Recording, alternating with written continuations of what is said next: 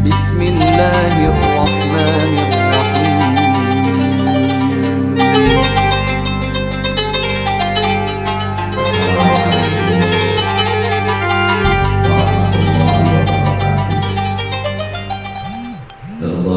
ta'ala wa li syafaati Rasulillah sallallahu alaihi wasallam listiqamati darsina wa li manfaati ulumina wa li barakati arzaqina wa an'amina listijabati du'aina wa li qabuli niyatina wa li qadai hajatina ala hadhihi niyah wa ala man nawa bihi salafus salih wa ala kulli niyatin salihah bi barakatil Fatihah.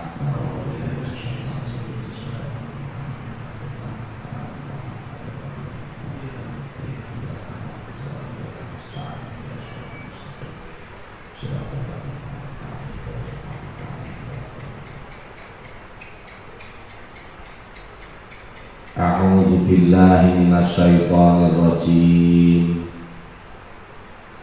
Bismillahirrahmanirrahim.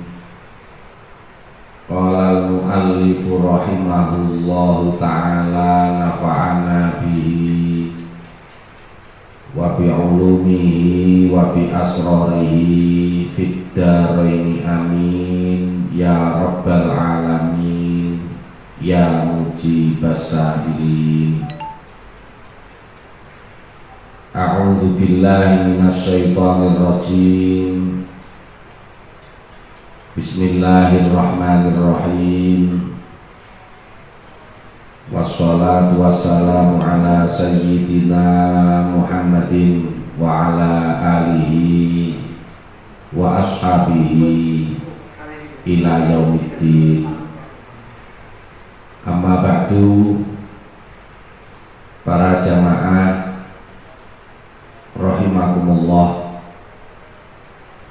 pada malam hari ini kita bersama-sama melanjutkan kembali kajian kita, dan kita masih melanjutkan tema buah ilmu pada bagian yang ketiga. Al-Muqi Al-Hindi di dalam kitab Kanzul Ummal juz 1 halaman 2927 menuturkan bahwa Imam At-Tirmidzi meriwayatkan sebuah hadis yang kedudukannya hasan sahih, bersumber dari sahabat Abu Barzah. Rasulullah Shallallahu Alaihi Wasallam pernah bersabda, la tazulu qadama abdin yaumal qiyamah hatta yus'ala an arba. Kaki seorang hamba pada hari kiamat tidak akan bergeser dari tempatnya sebelum ia ditanyakan tentang 4 hal. Yang pertama, an umrihi fima afnah. Ditanya tentang umurnya, dihabiskan untuk apa. Pertanyaan yang kedua, wa an ilmihi ma fa'ala fi. Akan ditanya tentang ilmunya, apa yang telah ia lakukan dari ilmu itu. Jadi apa yang telah ia amalkan dari ilmu itu. Kemudian pertanyaan yang ketiga, wa amalihi, tentang hartanya, min aina tasabahu wa fima anfaqahu. Dari mana harta itu didapatkan dan kemana harta itu dibelanjakan. Kemudian pertanyaan yang keempat, wa an jismihi fima ablah, tentang badannya, apa yang telah difungsikan dari badan tersebut sampai badan ini hancur. Rawahu at-Tirmidzi wa qala haditsun hasanun sahihun. Hadis ini diriwayatkan oleh Imam At-Tirmidzi yang merupakan hadis hasan sahih. Dari hadis ini secara tegas Rasulullah menyatakan di antara 4 pertanyaan yang ditujukan kepada seorang hamba sebelum kakinya bergeser pada kiamat adalah tentang ilmunya, apa yang telah dilakukan dari ilmu tersebut. Maka secara tegas hadis ini juga menyatakan bahwa ilmu harus diamalkan. Berikutnya Imam Abu Dawud As-Sijistani di dalam kitab Az-Zuhdu juz 1 halaman 265 dan Imam Al-Baihaqi di dalam kitab Syu'abul Iman juz 2 halaman 285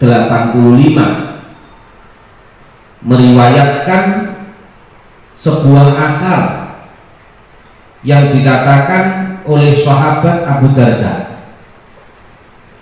Sahabat Abu Darda mengatakan, la akhsha ayyuqala li yaumal qiyamah ya wani madza amilta fi majahita. Sahabat Abu Darda mengatakan, besok pada hari kiamat saya tidak takut ketika ditanya apa yang kamu lakukan dari kebodohanmu. Walakin akhafu ayyuqala li madza amilta fi ma alimta. Tetapi yang aku takutkan adalah ketika aku ditanya apa yang telah kau amalkan dari ilmumu.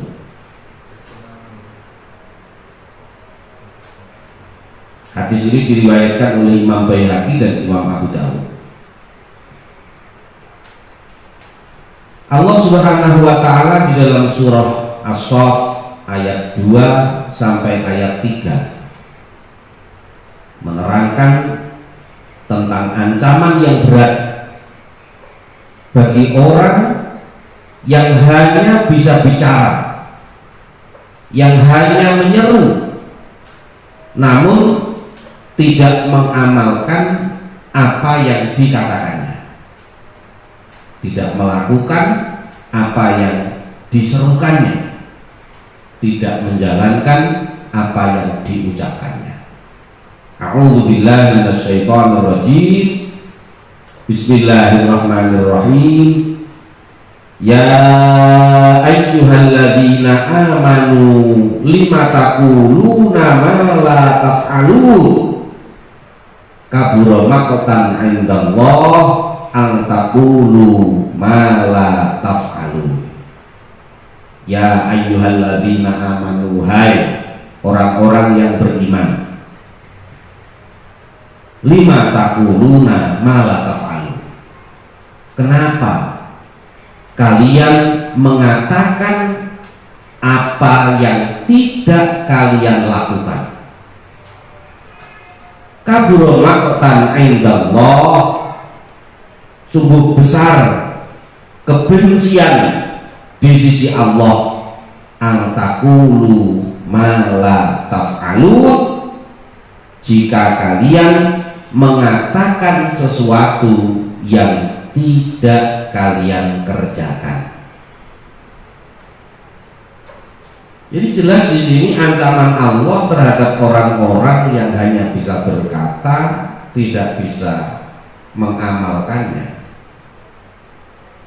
adalah kemurkaan Allah Subhanahu wa ta'ala. Na'udzubillah min dzalik.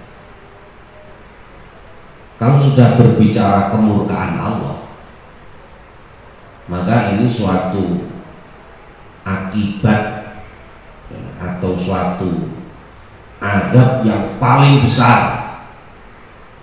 Kenapa? Karena seharusnya pada hari kiamat itu yang didapatkan adalah ridho dari Allah.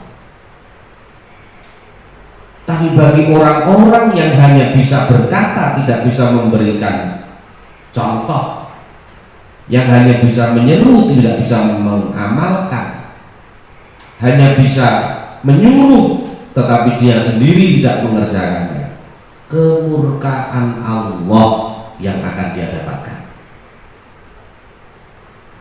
Allah Subhanahu wa taala juga berfirman di dalam surah Al-Baqarah ayat 44. A'udzu billahi minasyaitonir rajim. Bismillahirrahmanirrahim. Atamuruna an-nasa bil birri wa tansawna anfusakum wa antum tatlunal kitab afala taqilun. Apakah kalian menyuruh manusia untuk berbuat kebajikan sementara kalian melupakan pada diri kalian sendiri, sedangkan kalian membaca Al-Quran? Afala taqilun, apakah kalian tidak berpikir? Di dalam Al-Quran apabila menggunakan satu kalimat pertanyaan, apalagi pertanyaan di sini adalah istifham ingkari, satu pertanyaan yang tidak membutuhkan jawaban karena jawaban itu sudah jelas. Jadi kenapa kalian menyeru kepada orang lain sementara lupa pada diri sendiri? Apakah kalian tidak berpikir? Berpikir terhadap apa? Terhadap akibat. Akibat dari hanya bisa mengatakan tetapi tidak bisa melakukan.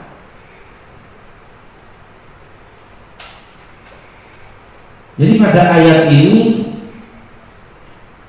secara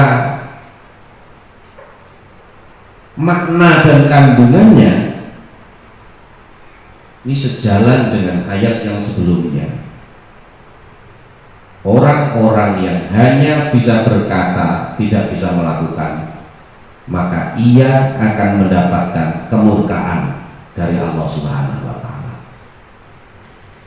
Dalam sebuah hadis yang diriwayatkan dari sahabat Usamah bin Zaid, hadis ini muttafaqun alaih. Rasulullah Shallallahu Alaihi Wasallam bersabda, "Yukta birrojuli yaumal qiyamah fayulqa finnar." Besok pada hari kiamat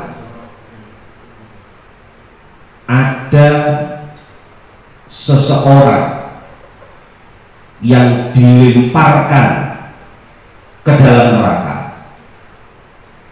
Fatan daliku aqtabu batnihi, lalu usus yang ada di dalam perutnya terurai keluar. Fayaduru biha kama yadurul himaru birroha. Lantas orang yang ususnya terburai keluar tadi, dia berjalan berputar seperti keledai yang mengitari mesin penggiling gandum. Rasulullah bersabda seperti ini karena memang pada saat itu alat yang digunakan untuk menggiling gandum itu adalah keledai yang berputar. Jadi besok pada hari kiamat ada orang yang dilemparkan ke dalam api neraka, ususnya terburai keluar. Dia berjalan berputar-putar bagaikan keledai yang mengelilingi mesin penggiling gandum. fayajtami'u ilaihi ahlun-nar, kemudian ia dikerumuni oleh seluruh ahli neraka. Jadi seluruh ahli neraka berkerumun melihat dia.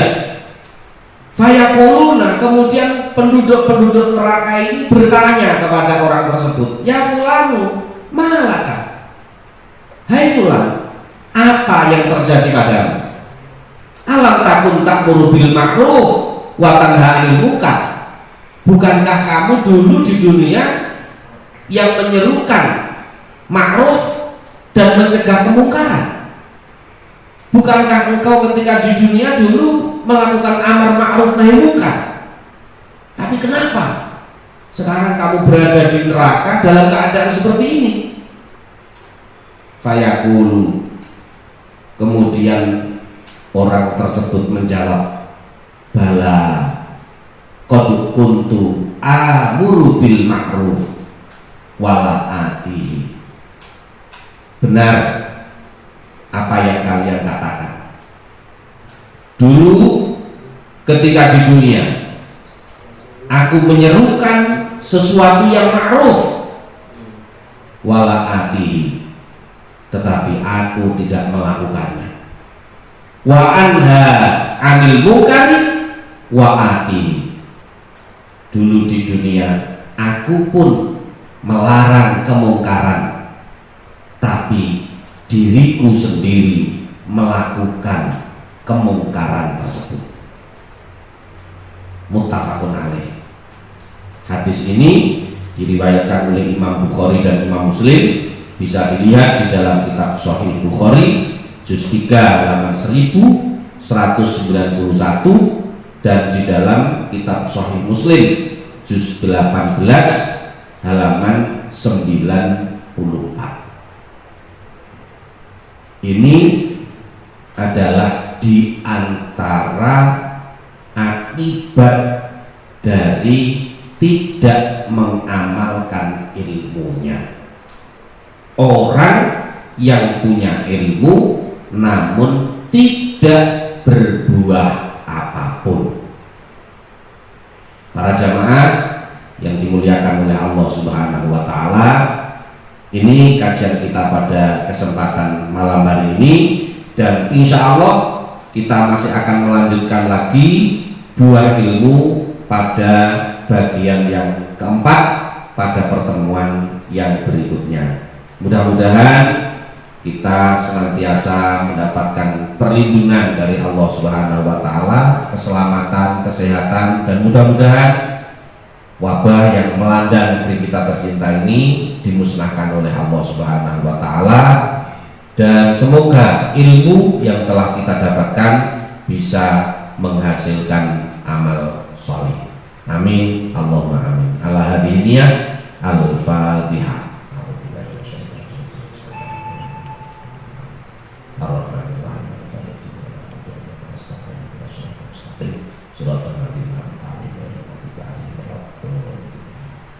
Alhamdulillahirabbil alamin wal afwa minkum. Wassalamualaikum warahmatullahi wabarakatuh.